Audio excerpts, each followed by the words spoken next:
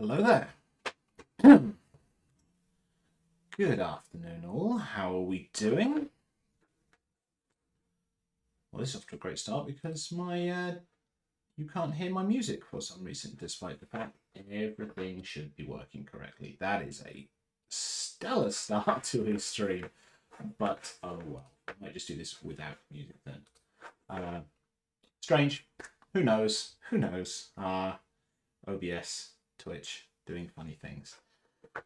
No idea why, but yes, Gavin, the sun is shining here in Essex. I mean, it was very overcast this morning. Clearly had been raining overnight, but could be worse, could be worse. Not too hot, not too cold, not too rainy. I can live with that. I really, really can. So here we are again. Second kind of lunchtime stream. No particular format. I'm just going to be kind of talking to you.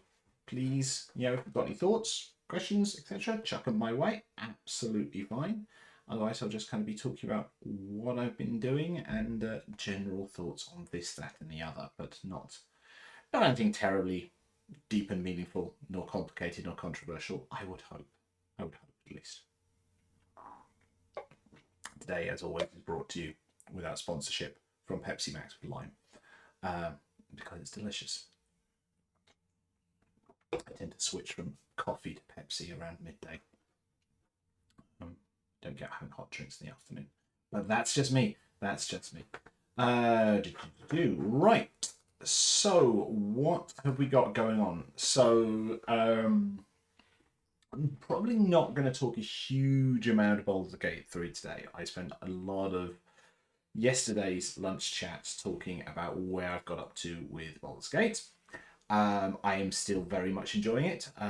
Played a little bit of it last night. I want to avoid spoilers for people who are playing it themselves. Though I imagine if you're going to be playing it, unless you're like me and a Mac user, you're probably well ahead of me. You're probably in your second or third playthrough already, so I probably can't spoil it. But I will be good. I will be good and not spoil it. So, where did I get to yesterday? So lots and lots of goblin-y stuff.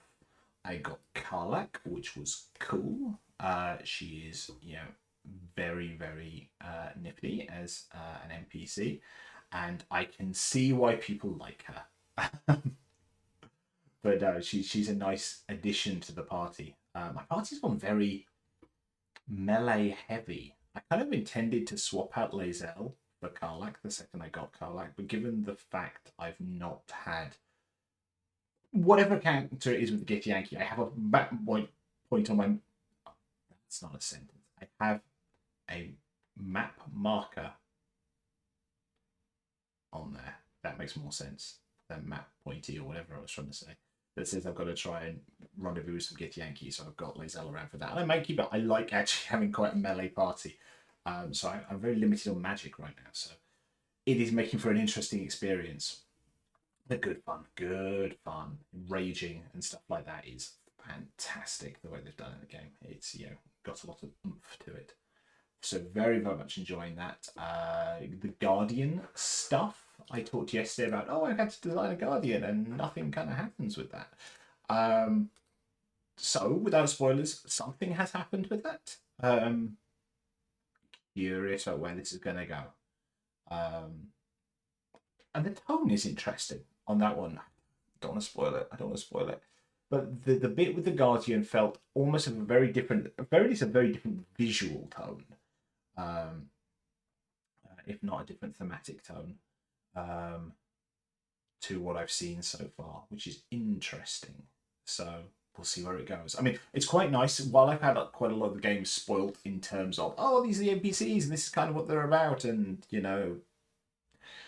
broad strokes. I don't actually know where the plot goes. I don't know who the big bad is. I never guess who voices them by some of the stuff that was released by Larian in the lead up to the release. But I don't know much about the end game, the main plots, big bads, which is great. It's nice going into games cold without knowing what's coming up.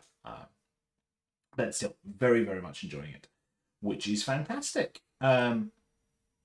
So for those new people who are, say, for the first time, I'll probably be chatting about 45 minutes ish. My lunch is an hour. I kind of crammed the actual eating part of that into about 10-15 minutes so I could join you. I'll probably be here till about 10 quarter past ish. If you've got questions along the way or anything, please just ask. If you're just lurking, that's cool as well. It is. I mean, I'm kind of enjoying streaming. I really am. Whether I am going kind of all in on it, with affiliate and partners and all that kind of jazz. I don't want it to take over being what I'm doing. So I'm enjoying these kind of lunchtime chats. I very much enjoyed the writing stream I did on Friday. That was a nice way of focusing my thoughts into what I was doing and kind of talking about what I'm doing. And it's kind of lazy promotion as well, because it means rather than me writing up a thing about, oh, look, I'm working on this and this is how it's going, I can say, I can show you what I'm doing, and then I can link to the VOD at the end. It makes life a little bit easier in that regard. So, I don't know. The point I was trying to start with this ramble on is the fact that, I think regardless, it would be nice to have more people here. So, please engage, chat, ask me stuff. That is all cool. So please, that would be wonderful. So what else is going on right now? So not a lot in the writing front right now. I do want to do a little bit of that tonight. I'd like to kind of carry on with a little bit of Fierce stuff. I also have a little. One of the things I've done so far, what I've released with Little Bit Fierce, for those who don't know, is I've released the starter edition that will eventually evolve into the kickstarted core book. I've released one major add-on, which is the Mara one, and I have Blunderlings that will be out when I finish the last of the Lords and Ends of it. And I did a little mini add-on for the 1 year anniversary of the starter edition released, which was Must Give Us Pause. And I quite liked the 1 page add-on format. So I'm probably going to do a few more of them. I've got, there is one I'm definitely going to do based on some available artwork by Archer, which, if you've not seen their adorable, kind of a little anthropomorphic adventurers stuff, their stuff is absolutely brilliant. And they released a couple of packs of not royalty free, but a couple of packs of artwork where if you purchase them, that basically gives you a license to do certain things with them. So I'm probably going to create something based on some of them, which was kind of little mushroom guys. So I think that could be a lot of fun because they're very, very cute. Another one, another artist whose name I'm going to grab because I cannot remember off the top of my head, and I'd rather be specific. And if I can, it's Malibu Derby. So Malibu Derby's did some wonderful artwork as well, which again kind of thematically fits the Little Bit Fierce style. And again, they did a pack that was buy this and you can use it in your stuff. And there's some wonderful stuff in there. There is some stuff in there which there are some good monsters in there. There are some good Wizards of the Coast D&D 5e monsters. So there are Mind Flayers and Beholders and stuff like that, which obviously I've not touched because Little Bit Fierce is released under currently OGL will be Creative Commons with the next release. So you can't use those creatures. So there will be a mini expansion at some point, which is the hey look, isn't that a oh no it's not, which will be something that plays around in that space without being a direct copy of something that is trademarked. So you can have a tentacly monster and potentially a floating eyeball of some sort, which I know a number of people have done. I remember what are they called? They're called Watchers in the Scrolls, and Critical Role obviously did a non-beholder in their Vox Machina cartoon, which so not exactly new this, but especially given everyone loves beholdery type things, but also because everyone's talking Mind Flayers for BG3, it would be nice to do something in that vein, less scary in lore, but it'd be nice to do something in that vein, and there's some artwork that I could use for it, though I'm currently in the process of commissioning the original artist to make some tweaks to them so they are not absolute copies of something that is trademarked, because that would be bad. The last thing I want to do is get sued by a giant corporation. That would suck. So that's writing stuff. What else is going on right now? Well, a quick one. I'll talk about the last one at the end. So, because probably best to talk about it when there are more people there, which should be good. You will notice, or maybe you won't notice if you're the first time here, that I've got some little banners at the top. Yeah, got to point to the right place. Up here and up here. That is not just me trying to get cash from you, because, well, creators do that all the time. But the main reason is the one that is there is the fact that a couple of weeks back, I posted a question out on Blue Sky and Twitter about whether there was such a thing as a tabletop RPG indie creators directory. Because it feels like there should be one. There's so many of us out there, and people have different expertise. There are writers, there are artists, there are editors, there are people who are good at doing actual play production, event management, sensitivity readers, translators. It goes on and on and on and on. And actually, if you've got to find someone in that space, so let's say you're working on a project, anyways, I can't do all this on my own because it's too big, or I have certain skills in my toolbox, but I can't draw. Or I want it translated, but I do not speak French. So obviously what you want to do is you want to reach out to someone else and commission them to be involved in your project for fair wages or a fair royalty cut, or both. And actually the question was, well, how do you find people like that? I mean, word of mouth is great, but especially in what everyone is doing, you're not necessarily going to know everyone. If I said, look, I need an artist, I know some artists. I've commissioned some of them in the past several times. But if you want a slightly different style, if you want something slightly different, I maybe wouldn't know who to reach out for that. Hello, Bobicus. How are we doing? Train of thought has just disappeared. Yeah, so if you're commissioning people, you want to know who to reach out to for this sort of stuff.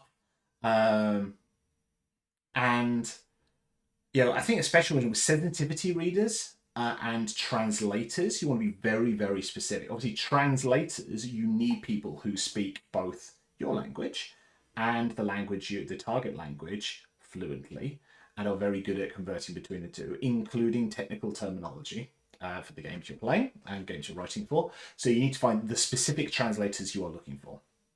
Sensitivity readers is another one in this vein, because there are plenty of good sensitivity readers out there, but not everyone is an expert on everything. If you are doing a project that is heavily in the, I'm going to pick something at random here.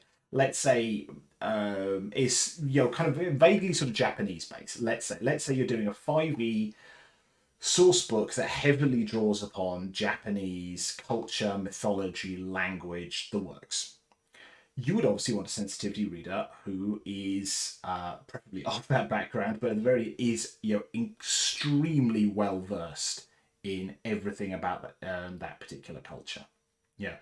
I don't know someone whose expertise is in Japanese culture and mythology and the like. I know people who are interested in it. I know people who are Japanese, but if you're going to hire a sensitivity reader, you want someone who knows the ins and outs and ups and downs, and because you don't want to make a cultural faux pas, you don't want to write something that's accidentally offensive. At least I would certainly hope you don't. So, the point is, I asked the question: is there a directory out there of, a one-stop shop where you go, I need an X, I need a Y, I need a Z in order to do my project. How do I find them? And the answer was there isn't. Some people have done bits and bobs, and especially obviously there's Discord channels. You can reach out generally to the masses and word of mouth, but there is not a one-stop shop. So what I did is I built it.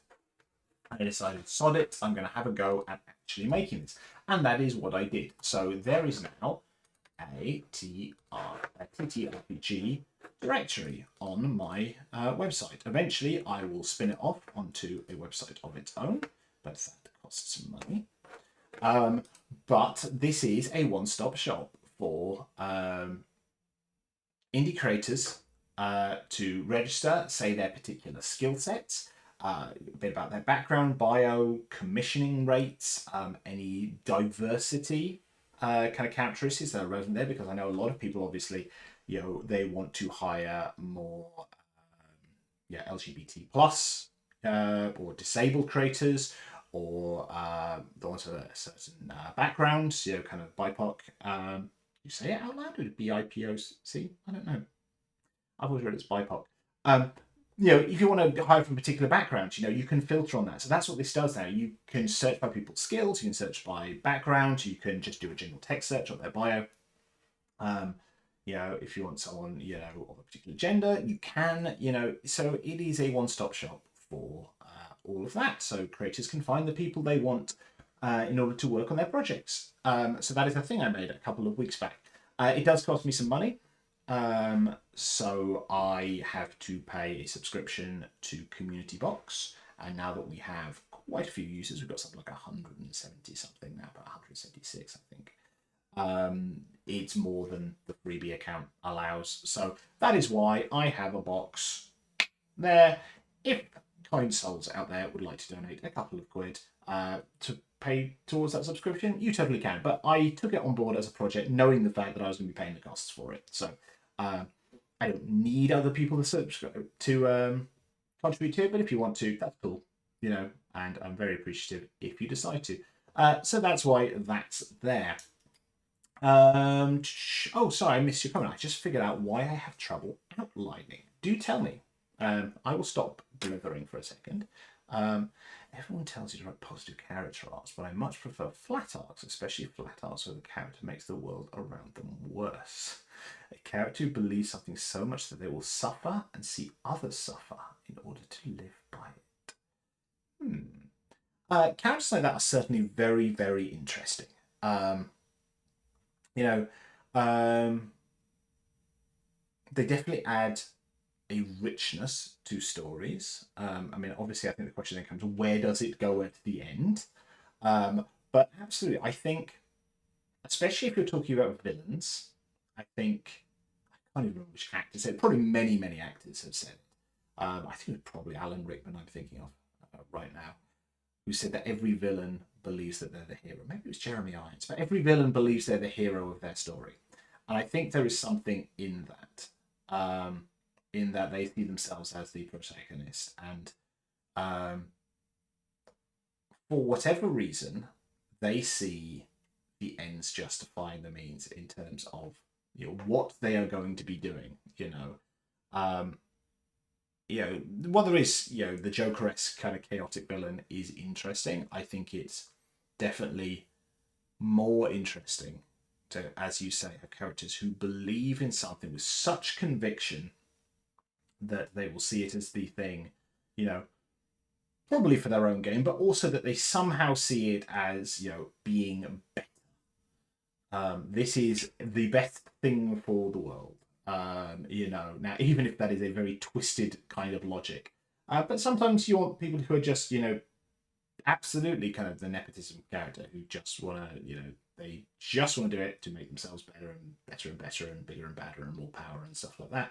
But I do like it when there is a twisted logic to it. It's one of the reasons why I think in the Marvel Cinematic Universe, where their portrayal of Thanos is very, very interesting. Flawed as his logic is, there is logic to it. In that, doing something incredibly brutal in what he's doing, but he sees it as an ends justifying the main thing. The Joker, at least in the Dark Knight movie, is a negative flat arc. All it takes is one bad day to turn anybody into a villain.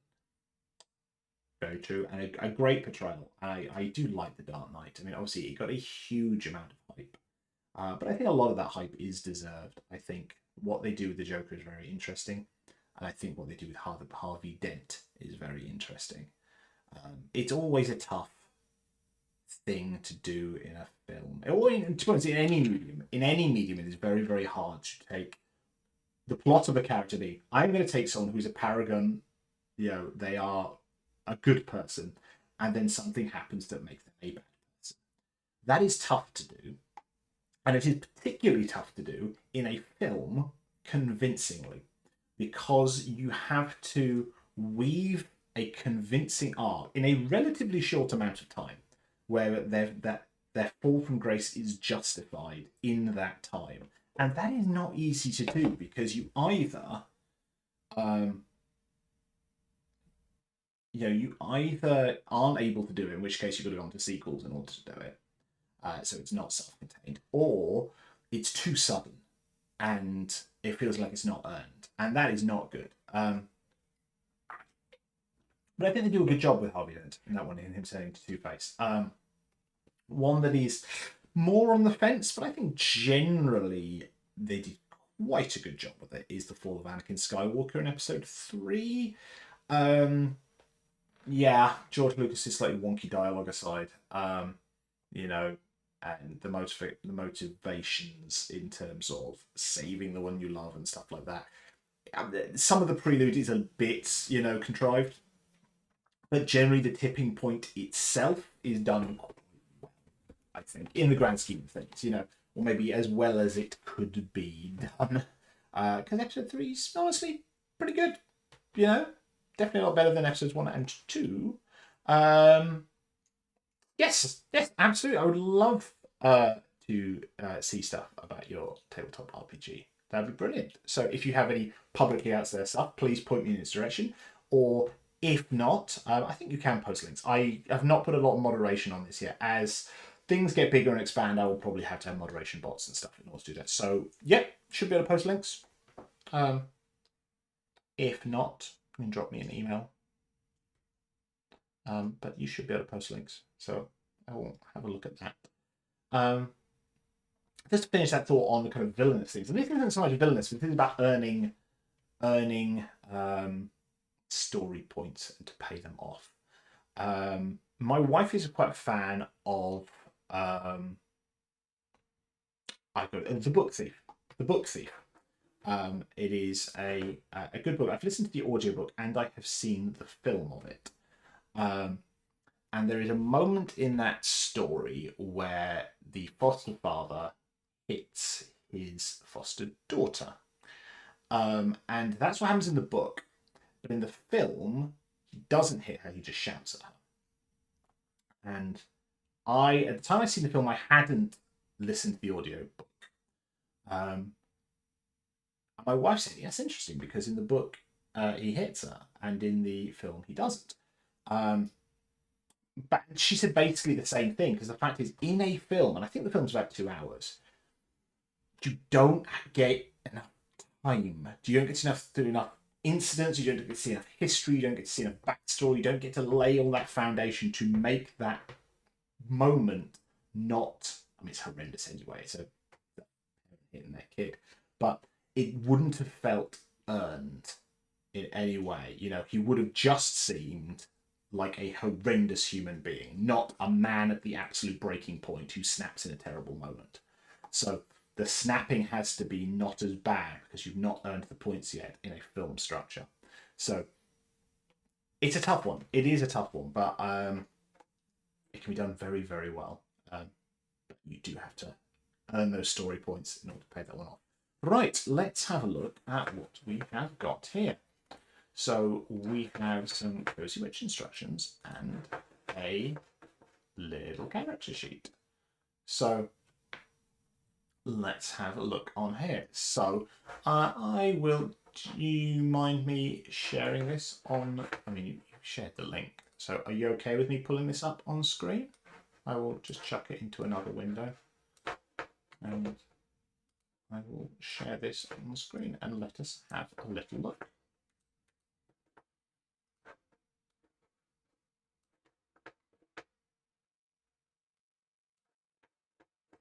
Cool. Right, let's switch to another window. And let's pop across to standard layout. Right, let's have a look on here. That is the wrong window. Interesting. Okay, what is going on? Is my desktop thing pointing to the wrong desktop? That's weird.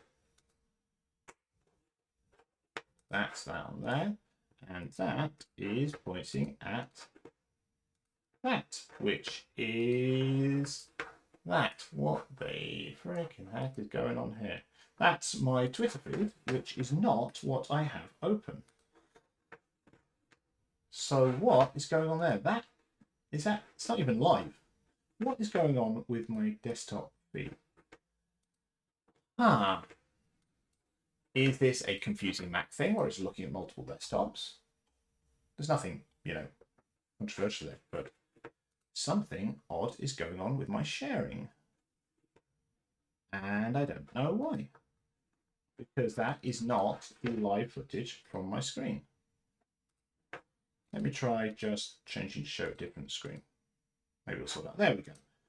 I had to change the source and it seems to have worked. Is that live now? Yeah, that seems to be working. Cool. OBS is being strange. So let us have a look. The Cozy Witch instruction, part 1.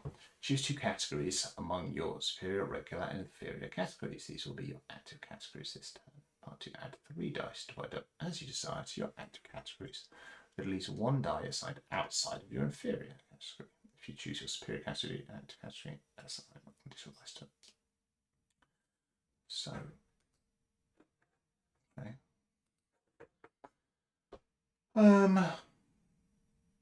Self-care connections and obligations. Editing in live, fantastic. Right, part 1, self-care. Players roll the dice assigned to self-care category. These dice numbers are applied to the max position on the self-care clock. For each success rolled, stress decreases. Okay. Players choose to either hang or deepen a relationship. Hang. Players roll all dice assigned to the connections category. The dice numbers are applied to the max position. Okay, deepen a relationship to deepen. Player roll the dice and assign to the connections category. The dice numbers are applied.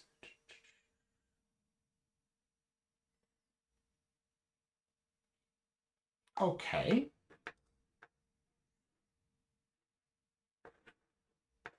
All right. So, I mean,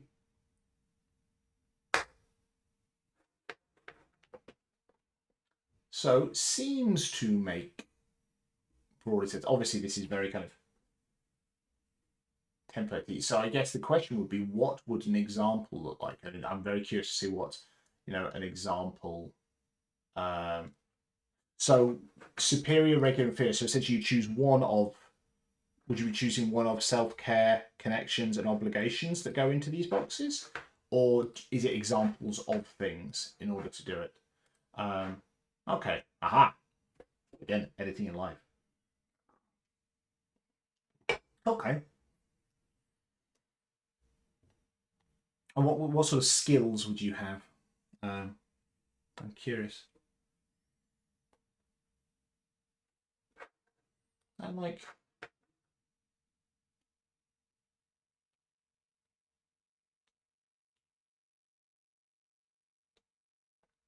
yeah, I think it's an interesting. Aha. Silly me, did not see those 2 pages. What do we got here? Okay, so we've got divination, creation, enchantment, protection, healing. Okay, full knowledge.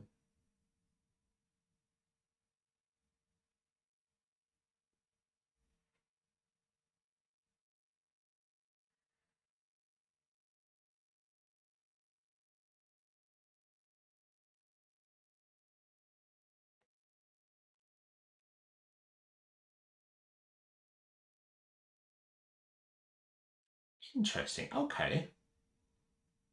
I like the kind of vibe of it, and the rules seem relatively straightforward. So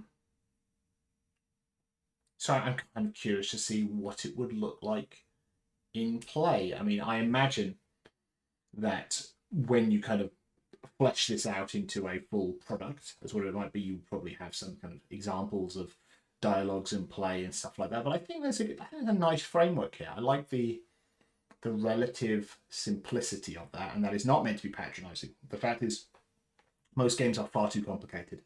RPGs should be a structure for narrative exploration and fun. And the fact is, you don't need that many rules. You don't need that many mechanisms and structures in order to do that. So the fact you've got you've got a nice core idea in your notions, you know, of obligations, connections, self-care. You don't have a huge amount of stuff here. But I like what you've got here in terms of a structure in order to build the world and play the game that you want to play. I'm curious about this. Yeah, I think I will definitely keep an eye on stuff you are doing with this. And I may have to nose into these links at a later date. That's very cool. That is very cool. I like that. I kind of go one way or the other with my RPG creation stuff. I either do big projects like Little But Fierce, which obviously is very 5e based, and I try and go big in terms of lots of interweaving stuff, or I go very, very small. I've done a few small games like Shrumanji and Fake Gnu's and stuff like that. Animal puns. I do like animal puns. But I go for very simplistic stuff. I haven't done much in the way of the middle ground, and I feel I want to explore that a little bit more in terms of having, something that's a bit more than just a small kind of gimmicky thing, and go a little bit broader. So I would look forward to doing stuff like that. And you see, you'll be playtesting on Wednesday. I'll let you know how it goes. That'll be brilliant. I'm very curious to know because I like the vibe of it. I like the kind of mechanical structure you got there. So as I say, very curious about how that goes and what it ends up being, which is very, very cool. How am I doing for time? I've got about 10 minutes left. Okie doke. So, so while I am here, I'll probably just talk about one thing briefly, which is a small plug for Not Me, which for those out there in the tabletop RPG space, you probably heard of Tess Fowler. She's an amazing artist. You probably know her. She did a lot of Critical Role stuff at first, and then Rat Queens. Unfortunately, the relationships in both those cases soured a bit, which is a shame. But her art is absolutely fantastic, and she's been through a rough time. She talks openly about this. I'm not divulging stuff I'm not supposed to divulge, but she went through cancer. Surgery, chemo. It's been a lot. If you follow her, you will know that she has been through an awful lot. Both her and her husband have, and actually, right now, they've had a kind of a huge bomb dropped on them in terms of it's a rent situation essentially. They, as far as I understand it, during the pandemic, they're meant to kind of get a lot of rent paid for them through various schemes and the like. And now their landlord has reneged on everything that's happening there, which is pretty illegal. But the fact is, lawyers take time and money to try and unpick that. And the fact is, he's, I believe, evicting them. So she's currently, raising awareness about this. Is accepting donations. She's doing an awful lot of work, an awful lot of drawing to try and raise money because it looks like they're going to have to move out imminently. So if if you know and want to support Tess in any of this, then please do. Even if it's just a couple of quid, a couple of dollars, that would make a huge difference. I will chuck her links on here. So if you are able to do something, or just to raise awareness, please do. So that is her Blue Sky. I believe she has left Twitter, as many people have, but I will just pull up her Instagram because that's where she's posting an awful lot of stuff. And I'll chuck that link in as well. But Tess, really, really good people, and going through a rough time. Why do I not have my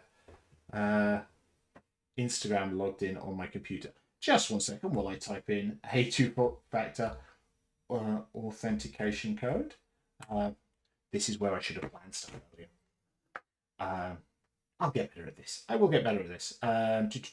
Give me a link. Come on. Go on Instagram. It doesn't take this long to log in to stuff. It really doesn't. So let's... There we go. There's Tessa's Instagram, where she's doing most of her stuff. So there we go. So yeah, absolutely brilliant person. Been through an awful lot, and life just seems to be chucking more and more shit in her direction. So if there's anything you can do to support, or if it's just a raising awareness, so that people can help her out, please do, because like I said, I had a really really rough time on that one. Um, what else is on the cards right now? Well, I guess kind of. I've only got 10 minutes left on this one. I talked a little bit yesterday, possibly Friday, um,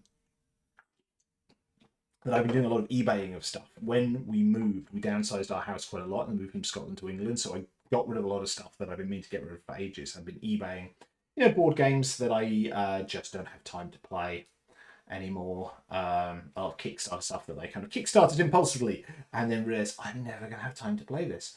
Equally, I finally started, and I'm mostly done with eBaying a lot of my old CCG and TCG cards. So when I was younger, me, my brother, and our friends played like the Star Wars customizable card game, the Star Trek customizable card game, but Decipher. We did play quite a bit of Magic the Gathering as well, and Lord of the Rings and a few others as well. And that stuff is sat in boxes in like my mum's loft, um, so her attic for a very very long time. And one, to clear space, and secondly, because I just need to sort this stuff out. I've been eBaying it, and it's kind of reawoken. There is a stuff I've forgotten about. There's a lot of stuff that's like, oh yeah, I remember all of this, and then bits where I've seen some cards and some bits and pieces, and I have absolutely no memory of this, but clearly, 17-year-old me did. And I'm almost done with all that. I got rid of most of it. And now I'm just getting rid of the remains of our Magic the Gathering cards. So I have a few eBay listings for that finish in the next couple of days. If that is your jam, I will just stick the link in here.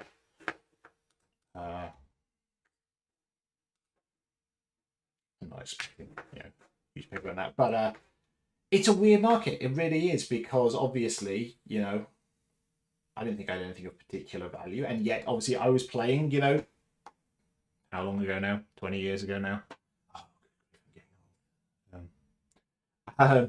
But so some of the stuff I had, it's like, oh yeah, people really want this kind of stuff now, which is kind of cool. And it's one of those things that if I had the time and the spare money, I would love to get back to Magic the Gathering in particular. I loved the game itself is very, very fun. I always enjoyed it. But also there's a lot of stuff in the lore that I didn't get into at the time. I never read any of the kind of novelizations or the background on all the stuff that's going on. I think there's some really rich stuff there. About, I want to say 5 years ago, they released some D&D source books based on certain magic settings like Ravnica and stuff like that. And they're great reads. There's a lot of interesting stuff there. And so I'd love to get back into that game. But again, I don't have the time. I work a lot and I have a 3-year-old. So a collectible card game is not a sensible way to spend my time and money. But the interesting thing, looking at what's going on with Magic the Gathering, is because I do follow Wizards of the Coast, is it does seem that in recent years they've kind of done a lot of stuff with certain franchises.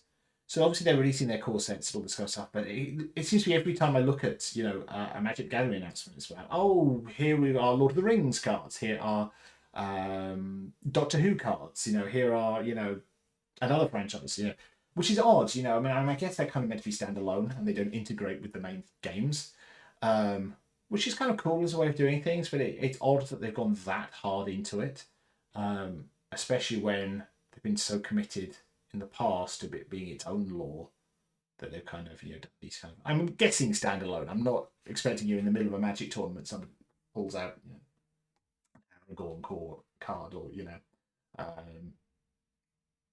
Billy Piper's Doctor Who companion or something like that. Rose Tyler getting things nowadays. Yeah, so that's interesting that they're doing that with that. But I would like to get back into Magic. It's worth noticing. Yeah, and worth saying. Yeah, the Lord of the Rings cards, beautiful artwork, absolutely stunning. I love seeing that come out. And also, not to get too political for a second, did love seeing the reaction to from some people on this one. You know, the fact they've got a black Aragorn is brilliant. It's a brilliant design.